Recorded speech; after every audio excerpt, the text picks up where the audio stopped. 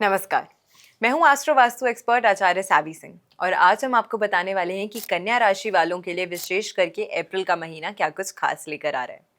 अप्रैल के महीने का आप इंतजार कर रहे होंगे। 3 महीने ऑलरेडी 2026 के निकल चुके हैं और अब आप जानना चाहते हैं कि आने वाला जो महीना है वो हमारे लिए किस तरीके के परिवर्तन या बदलाव जो है वो लेकर आ रहा है। पहले 3 महीने बहुत सारे उतार चढ़ाव, बहुत सारे उथल पुथल, बहुत सारी नेगेटिविटी विश्व स्तर पर आपको देखने को मिली है और इसका कहीं ना कहीं इम्पैक्ट जो है वो एक व्यक्ति विशेष पर भी पड़ता है, चाहे आप दुनिया देश के किसी भी कोने या भाग में क्यों ना रहते हो। अब अप्रैल के महीने की अगर हम बात करते हैं विशेष करके, तो अप्रैल के महीने में आपकी राशि के स्वामी बुध ग्रह का गोचर किस तरीके से आपके जीवन में कुछ परिवर्तन लेकर आ रहा है, ये परिवर्तन कितने पॉजिटिव, कितने सकारात्मक हो सकते हैं और कौन सी ऐसी चीजें हैं जहां पे आपको थोड़ा सा कॉशियस रहना है, इन दोनों ही चीजों को समझना बहुत इंपॉर्टेंट है। साथ के साथ इस महीने के अंतर्गत कौन सा एक ऐसा छोटा सा साधारण उपाय आपको करना है जिससे आप अपने लिए अपनी ग्रहों की ऊर्जा और एनर्जी को और ज्यादा अच्छा कर सकते हैं।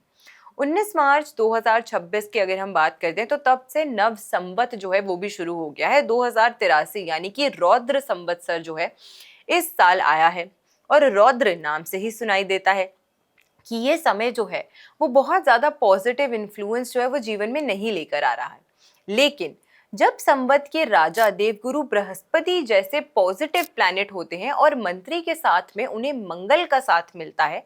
तो ये कहीं ना कहीं व्यक्तियों के मन में एक सेल्फ कॉन्फिडेंस जो है उसे बढ़ाता है। जीवन में अपने जीवन को देखने का एक दृष्टिकोण जो है उसको पॉजिटिव और सकारात्मक करता है और ये दोनों ही चीजें जो हैं वो मानव जीवन के लिए, वो ह्यूमन इमोशंस के लिए और ह्यूमंस के लिए अपने जीवन में आगे बढ़ने के लिए बहुत इंपॉर्टेंट है।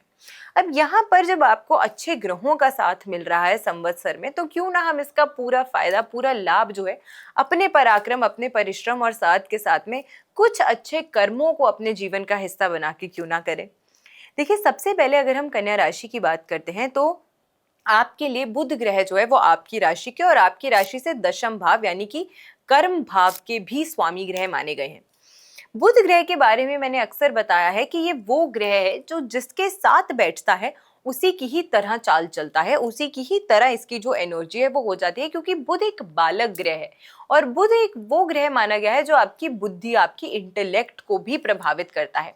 तो जिस ग्रह से ये परिवर्तित होता है, जिस ग्रह से ये प्रभावित होता है, उसी की तरह ये जो इम्पैक्ट है अपने जीवन में भी दिखाने लगता है।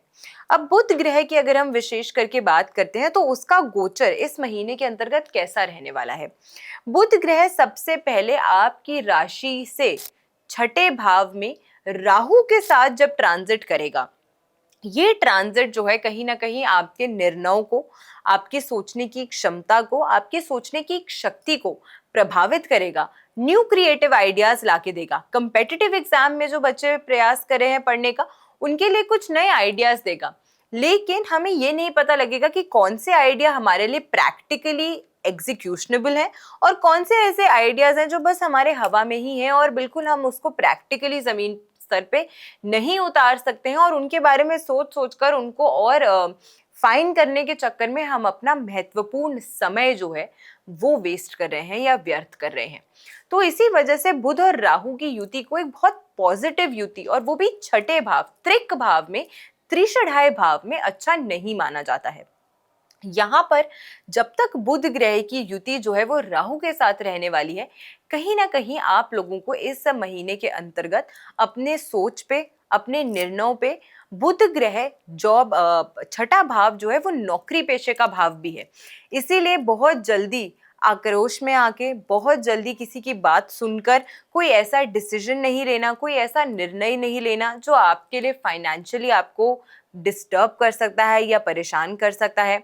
दूसरी चीज, छठा भाव जो है वो रोग और शत्रुओं का भाव भी है और यहाँ पर क्योंकि बुध ग्रह जो है विशेष करके वो मानसिक सोच को प्रभावित करता है और नसों का भी कारक ग्रह माना गया है, तो आपको माइग्रेन्स, हेडेक्स, इस तरीके की जो परेशानियां हैं, नसों के संबंधित जो परेशानियां हैं, नर्वस सिस्टम से रिलेटेड जो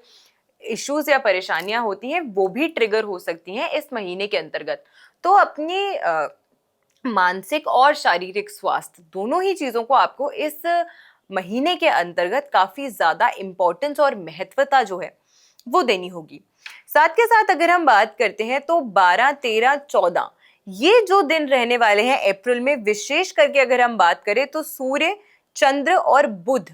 इन सभी का जो कॉम्बिनेशन बनेगा अमावस्या योग के साथ, बुध ग्रह का कॉम्बिनेशन जो बनेगा, ये कहीं ना कहीं आपको थोड़ा सा विचलित कर सकता है। और बुध इस महीने के अंतर्गत आपकी राशि के साथ, आपकी राशि के स्वामी होके पंचग्रही चतुर्ग्रही योग भी जो है वो बना रहे हैं, जहां पे राहु और शनि जैसे मैलेफिक प्लैनेट्स के प्रभाव में ये ग्रह जो है वो रहेंगे। और साथ के साथ में जब सप्तम भाव, पार्टनरशिप्स के भाव में, रिलेशनशिप्स के भाव में, सप्तम भाव आपके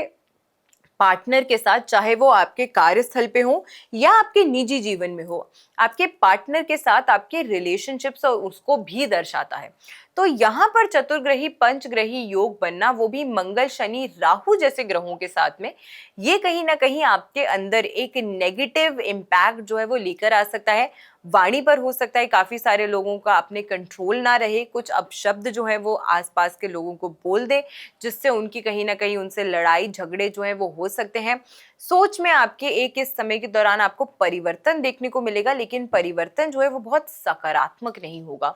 इसी वजह से भी आपको इस महीने के अंतर्गत थोड़ा सा ध्यान, थोड़ा सा कॉशियस जो है वो डेफिनेटली रहने वाला है। एक स्पैन जहां पर आपके लिए 21 और 22 अप्रैल का जो दिन है, यहाँ पर अगर हम बात करें तो विशेष करके आपकी राशि से दशम भाव में, जहां देवगुरु बृहस्पति मार्गी होके प्लेस्ड है, गज केसरी योग बनेगा इन 2 दिनों के अंतर्गत। और कर्म स्थान पे इस समय किए गए कोई भी फाइनेंशियल डील, इस समय किए गए कोई भी वार्तालाप, इस समय किए गए कोई भी ऐसे डिसीजंस जो आपकी प्रोफेशनल या फाइनेंशियल लाइफ को बूस्ट करें, उसमें एक पॉजिटिव शिफ्ट जो है वो आपको डेफिनेटली देखने को मिलेगा। लेकिन ओवरऑल आपकी राशि के स्वामी ग्रह जो हैं वो ऐसे ग्रहों के साथ इस महीने के अंतर्गत युति कर रहे हैं जो नेचुरली बहुत पॉजिटिव या सकारात्मक जो है वो कंसिडर नहीं किए जाते हैं, और वो भी छठे और सप्तम भाव में। अगर हम बात करें, सप्तम भाव कुंडली का मारक भाव भी माना जाता है, छठा भाव ऋण रोग रिपु का भाव माना जाता है। अब इन भावों में जब ग्रह युति करता है तो ये बहुत पॉजिटिव सकारात्मक प्रभाव जीवन पे नहीं डालता है, लेकिन घबराना नहीं है आपको। देखिए, नियमित तौर से जीवन में उतार चढ़ाव जो है वो आते ही रहते हैं, लेकिन अगर हम उपाय करके खुद के अपनी मेंटल स्टेट को इतना सशक्त करें या इतना पॉजिटिव करें कि हमारे जीवन में अगर कोई संघर्ष या परेशानी आ भी रही है तो डट कर हम उनका सामना कर सकें, उन चैलेंजेस को फेस करें, उन्हें हरा सकें और अपने जीवन में आगे बढ़ सकें, ये सबसे ज्यादा महत्वपूर्ण है। इस महीने के अंतर्गत अपने सामर्थ्य अनुसार आपके लिए 1 बार 2 बार, जितनी भी बार पॉसिबल हो, हरी पालक का या फिर केले का दान जो है वो आपको गौशाला में करना चाहिए। या फिर अगर आप चाहते हैं तो अगर आपको गौशाला आसपास नहीं मिलती है तो ज़रूरतमंद लोगों को भी कर सकते हैं। केले का दान छोटे बच्चों को भी कर सकते हैं। इस तरीके के अगर आप उपाय करते हैं इस महीने के अंतर्गत बुधवार के दिन विशेष करके, तो एक बहुत सकारात्मक परिवर्तन जो है वो आपको आपके जीवन में देखने को मिलेगा। अगर आपको आज की वीडियो अच्छी लगी हो तो ज़्यादा से ज़्यादा लोगों तक वीडियो को शेयर ज़रूर कीजिएगा। अगली हम बात करने वाले हैं कि तुला राशि के जातकों के लिए अप्रैल का महीना क्या कुछ खास लेकर आने वाला है। तब तक हमारे चैनल को सब्सक्राइब करना बिल्कुल मत भूलिएगा और वीडियो को ज़्यादा से ज़्यादा लोगों तक शेयर ज़रूर कीजिएगा। नमस्कार, जय माता दी, राधे राधे।